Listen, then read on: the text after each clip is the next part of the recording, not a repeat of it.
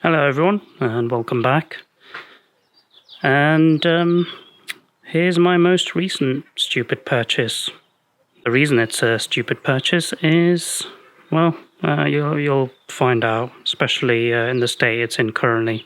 But this is my 1990 Mercedes 190E 2.5 16-valve Cosworth, in air quotes, because often referred to as that, but on the 2.5 it's often disputed. Cosworth did the head on the 2.3 versions. I don't think there's any dispute about that. On the 2.5, people say that Mercedes just went ahead and did them themselves, but apparently some of their heads still have the Coscast logo, which would tie back to the factory having been involved here in England. But I mean, I think it's only in England that there's this obsession with calling them a Cosworth. I don't think in other places. I doubt in Germany they like to call them a Cosworth. Anyway, let's show you around this heap, and let's check off the things that are wrong with this as well. So clearly, I've bought this car, so it's got rust.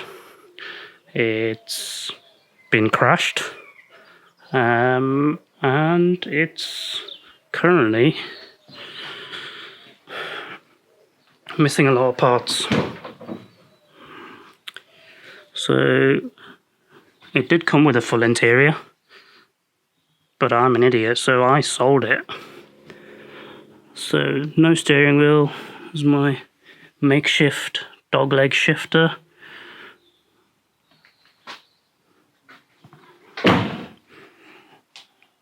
The reason I sold it is I don't particularly like the seats in these. I know they've been done by Recaro, but I just find that at least the front seats aren't that supportive. The bottoms are too flat and the bolsters aren't supportive through the corners at all. So didn't really like them, got rid of it completely. And you guys are probably shouting in the comments, "Oh, the rear split bench is so cool, why did you get rid of that?" Well, because this car isn't the best example, I'm going to do whatever the hell I like with it. I'm going to be building it into a bit of a fast road, stripped out track car. That's kind of the plan. You can see here I've dropped the rear axle, been putting poly bushes in. There's a few things that have been fighting me, such as this here, excuse the train, such as this here, which should look like that. And believe it or not, that is actually a Mercedes, sorry, not a Mercedes, a Maybach part number.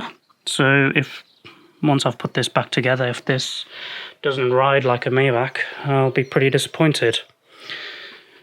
There's the rear bumper. There's a lot of crap in here. And as you can see, I've already had it welded in a number of places. These do like to rust. This is my second one. I mean, it's not the best example to begin with. I was just going to show you under the bonnet. And there you go. 2.5 16 valve. Around 200 brake horsepower. Depending on what year it is, it'll have a cat. I think 1990 was actually the switchover year, so I'm going to have a look. I might be able to be a bit cheeky and get away with removing that. The ones with a cat were just below 200 brake horsepower, and the ones without just a bit over. This has got the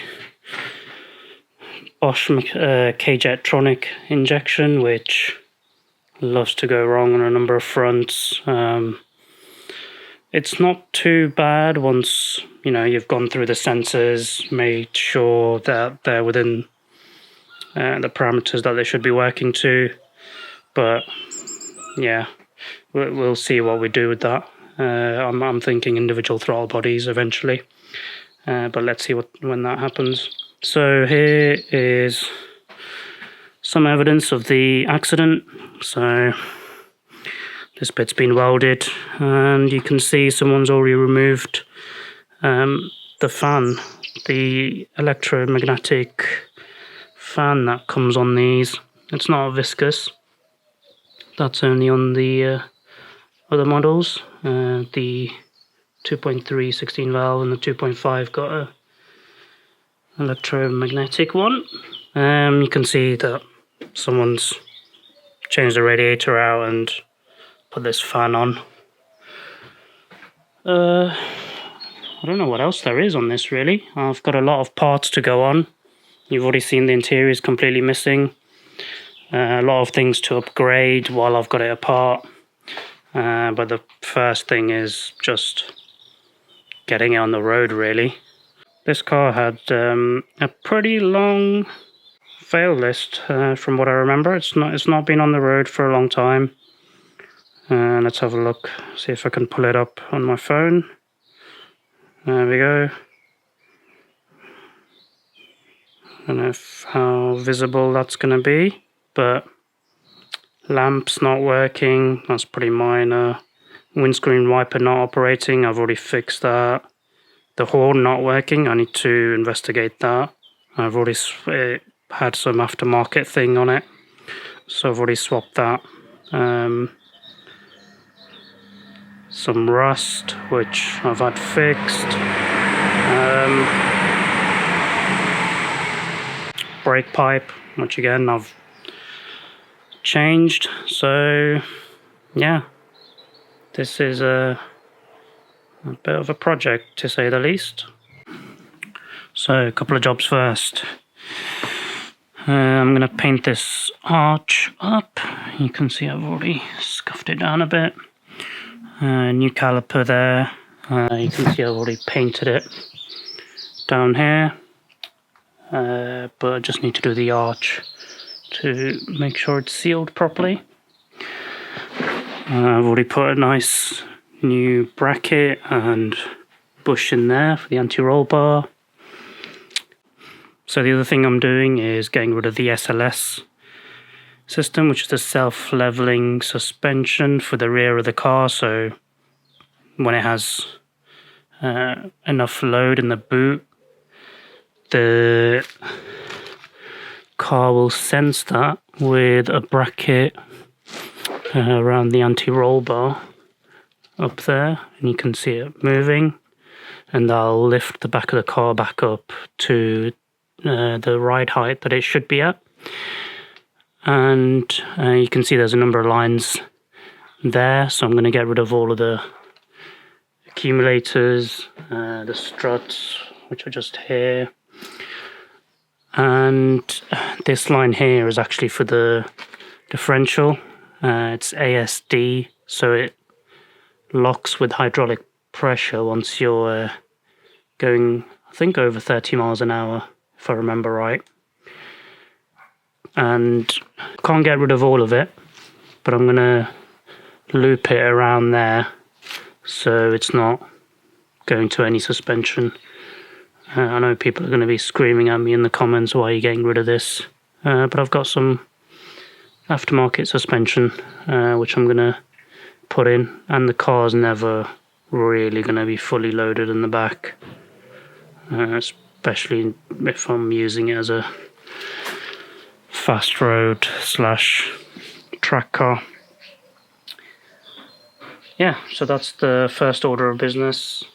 The other thing is just removing the two bottom toe arms which are left on there, and that the remnants of that bush, and then I can start putting that back together, hopefully. Try get it back on the car, that'd be good. I can at least get some wheels back on it and roll it about. Right, let's go. Right, that's it for the video today. Thank you for watching. This isn't being as organised as I'd like usually with my videos. As you can probably tell, I'm just trying to get it done as quickly as I can, as I need to get it on the road. But anyway, in the next video you can watch me make some progress, and you can see some of the little upgrades along the way and fixes which might be relevant to your car. I'll do a more detailed run through the car, how I came across it, and how much I got it for, as well as all of the things wrong with it. Right, until next time.